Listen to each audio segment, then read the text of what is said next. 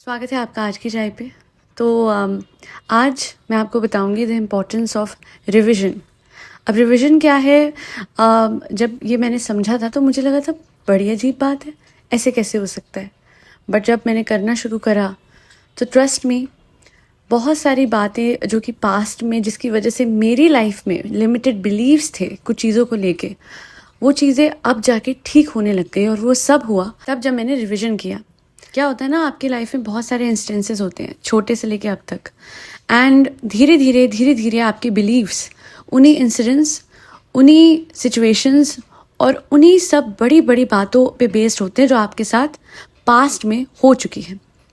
अब क्या है ना कि जो भी ऐसी बात रही जहाँ पे आपको किसी वजह से गिल्ट हुआ या फिर बहुत रिग्रेट हुआ या फिर इतना बुरा एक्सपीरियंस हुआ कि आगे जाके आप यही सोचने लगे कि अब तो मेरी लाइफ में ना सब कुछ यही होगा, ऐसे ही होगा, और वो एक साइकिल बन जाती है क्योंकि आपका बिलीफ बन चुका है।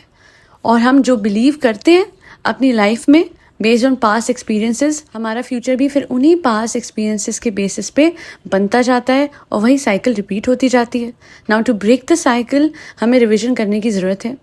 आपको मैंने सैट्स के बारे में बताया था। अगर आपको ना पता हो सैट्स क्या है, कमेंट सेक्शन के पिन कमेंट में you will get the link, या फिर मेरे चैनल पे भी आपको लिंक मिल जाएगा कि सैट्स क्या है। मैंने अच्छे से समझाया है कि रोज़ रात को अपना एक आइडियल सिनेरियो सोच के, एक सीन सोच के जो कि आपके आइडियल सिनेरियो का है, चाहे वो आपकी न्यू कार है, चाहे वो आपके सोलमेट के साथ कोई एक बहुत ही अच्छा सा सीन है जहाँ वो आपको प्रपोज कर रहा है, ऐसा कोई आइडियल सीन रात को सोने से पहले जब आप विजुअलाइज करते हैं तो कभी ना कभी आप वो चीज़ अपने 3D में होते भी देखेंगे।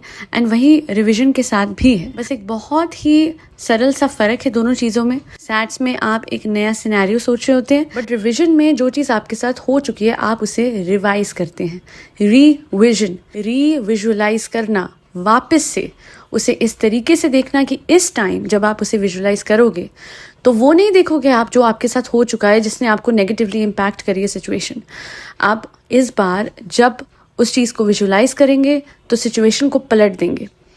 जिस चीज़ की वजह से आप दुखी हुए, परेशान हुए, जिसने आपको मेंटली इम्पैक्ट करा, जिसकी वजह से आज भी आप बहुत चीज़ों को करने से डरते हैं, रिस्क लेने से डरते हैं, कोई भी चीज़ नई इनिशिएट करने से डरते हैं, हो भी जाती है तो डरे रहते हैं, नर्वस रहते हैं या एंग्जाइटी में रहते हैं।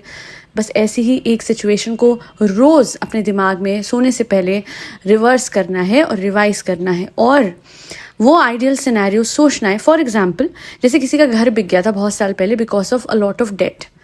आपने उस सिचुएशन को रिवाइज करना है और आप ये सोचेंगे उस चीज़ को वापस से इमेजिन करते हुए बहुत ही ध्यान से उस एक सिनेरियो को वापस से सोचना है। और इस बार आपको ये विजुअलाइज करना है, अपने आप को ऐसे देखना है कि आपका जो वो घर है ना वो बिका नहीं था और आपने सक्सेसफुली वो डेट पे ऑफ कर दी थी क्योंकि उस टाइम पे आपके पास इतने पैसे आ गए थे। किसी ने आपको बहुत हार्श वर्ड्स बोले है ना, किसी ने आपका दिल तोड़ा, आप वापस से उस चीज़ को रिवाइज कीजिए और आप बस इस तरीके से करें कि वो इंसान गया भी तो रिस्पेक्टफुली गया और आपका दिल नहीं दुखा और ये म्यूचुअल था रादर देन वन साइडेड। जो भी आइडियल सिनेरियो आपको सही लगता है, जिससे आपका दिल नहीं दुखेगा, जिससे वो चीज़ आपके दिल में रह नहीं जाएगी, वो चीज़ आपको रिवाइज करनी है, रिव्यू करनी है और विजुअलाइज करना है। इतने ध्यान से और बहुत ज़ोर नहीं दीजिए, आप विजुअलाइज कर सकते हैं। अगर एक दिन नहीं हो रहा, दूसरे दिन, तीसरे दिन, आई एम श्योर चौथे पाँचवें दिन तक आप अच्छे से उस चीज़ को वापस से विजुअलाइज करेंगे और इस बार ऐसे जैसे आप चाहते थे वो चीज़ों। किसी को आपने बुरा बोला और आपको लगता है कि शायद उसका दिल दुखाने से आज आपके साथ जो हो रहा है वो हो रहा है।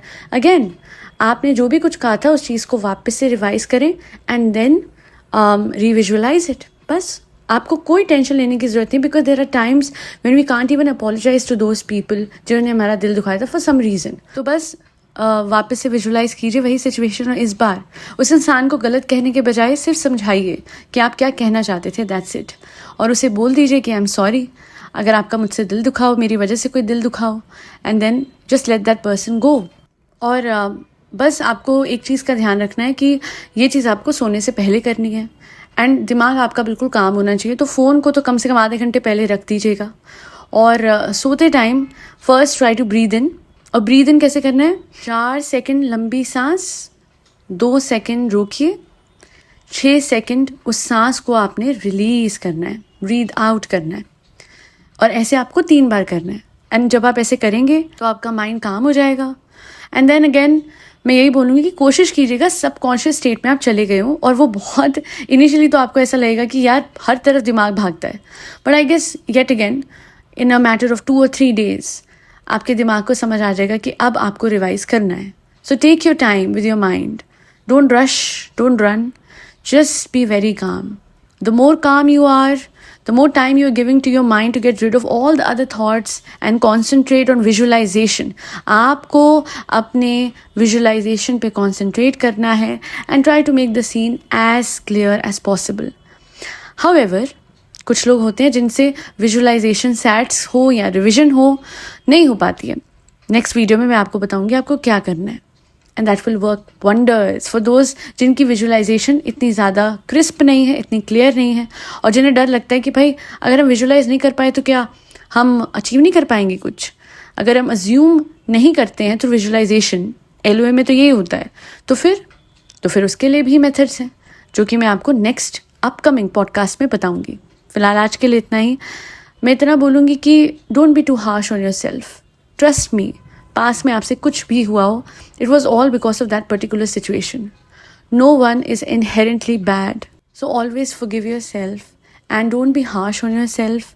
एंड कोई रिग्रेट, कोई गिल्ट अपने दिल में ना रखें, और ना ही किसी के लिए किसी तरीके का ग्रज रखें।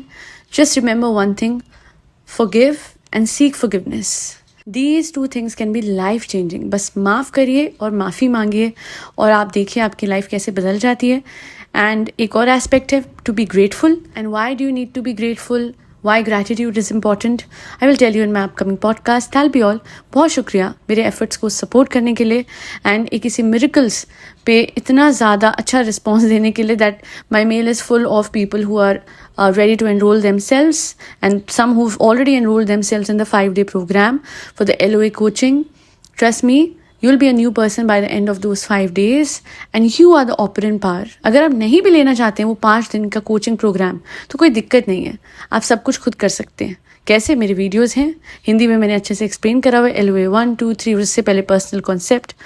Follow that, clear that.